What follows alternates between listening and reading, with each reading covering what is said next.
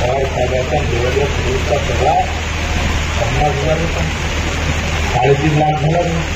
3.5 लाख त्यांना खाते का काय? अरे आम्ही पाहिजे का एका इकडे प्रचंड पैसा जात आहे आणि दुसऱ्या इकडे पैसा लुटला जात आहे. आमच्या वेळून स्वस्त घ्यायचं आणि दुसऱ्या इकडे साधी तुरीची डाळ डाळीचं विकलं जातं. आमच्या तुरीने मात्र डाळीला हात लावून तर आता जे रुग्ण आम्ही पाहिजे ना शेतात राबवतो ना ते रुग्ण घेऊन यायचं आहे 14 तारखेला लाठ्या काठ्या घेऊन आम्ही पाहिजे 14 तारखेला आंबोळगावला आम्ही सगळ्यांनी हजर आलं पाहिजे.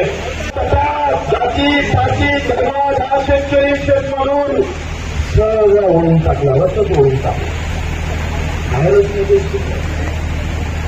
कधी जातीच्या नावानं फेकून टाकतं कधी पार्टीच्या नावानं फेकतं तर ध्यान ठेवतं गट तुम्हाला फेकून टाकतं.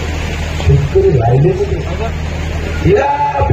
जाऊ दे बळीचं राज्य येऊ दे. आता बळीच खतम झाला राज्य कधी त्या सरकारनं आयटी सेलच्या माध्यमातून तुमच्या डोक्यात कधी मस्जिद कधी मंदिर कधी बौद्ध यार घेतलेला आणि ते सांगायला आले. तुमच्या मेहनतीच्या पैशावर जन्मामारी अवलाद तयार झाली. झेंडा घेऊन कधी धर्माचा कधी जातीचा झेंडा घेऊन तुमचं डोकं फिरून शेतकऱ्यापासून दूर देण्याचा प्रयत्न होत आहे. ते सांगणारे मजबूर आलेला जर माझ्या शेतकऱ्याला जाती पाती धर्माचं पार्टीचं वाटून टाका ना तर हा बच्चू तुमच्या छात्याला बसल्याशिवाय हा तुमचा आमदार खासदार दोन शाळेला काय केलं असं रस्ते दिले असं ना समाज मंदिरच दिले असं ना.